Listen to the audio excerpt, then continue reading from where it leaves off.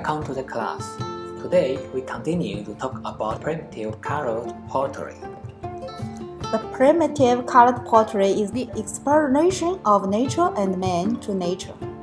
Colored pottery patterns tell us the living environment and the beliefs of our ancestors in their unique way, and convey important historical information to us. It is said that there is a kind of human figure pattern in the pattern of colored pottery. Could you please help us to explain it? Often appearing on colored pottery is the image that resembles a frog or a human with hands up in the air and legs in a squatting posture. Scholars seem to take sides as to whether this is the image of a frog or man.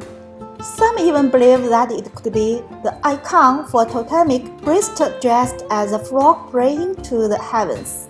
Other researchers believe that it was image of people planting seeds in the fields, as a symbol of ancestral worship.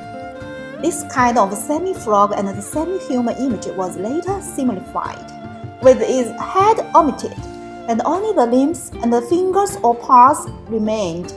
Even later, the fingers or paws were gone too, and all that was left eventually were beveled lines of varying thickness. Professor Chiu, what are the specific meanings of these patterns? There were many other similar cases of abstracted images in potteries of Neolithic China. This would be indicate that the patterns on colored pottery of this particular area abode strongly by an ordinance. They were not simply icons denoting certain tribes or clans, nor were they merely religious patterns. It also had the functions of written languages.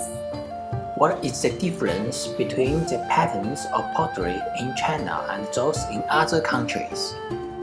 Through deciphering these primitive colored pottery motifs, we can perhaps return to the origins of Chinese philosophy. Primitive potteries from other countries of the world also had patterns that were either realistic or geometric.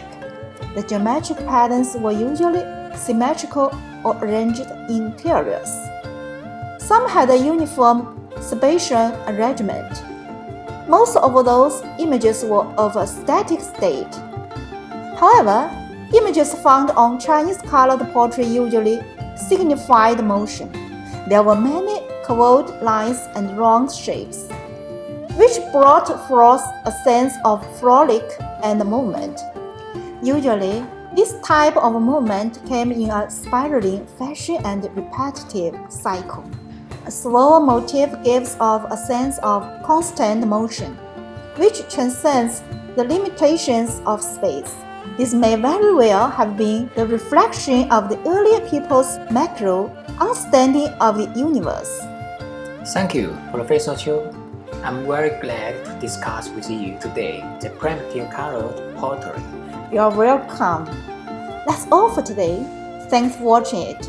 See you next time. See you.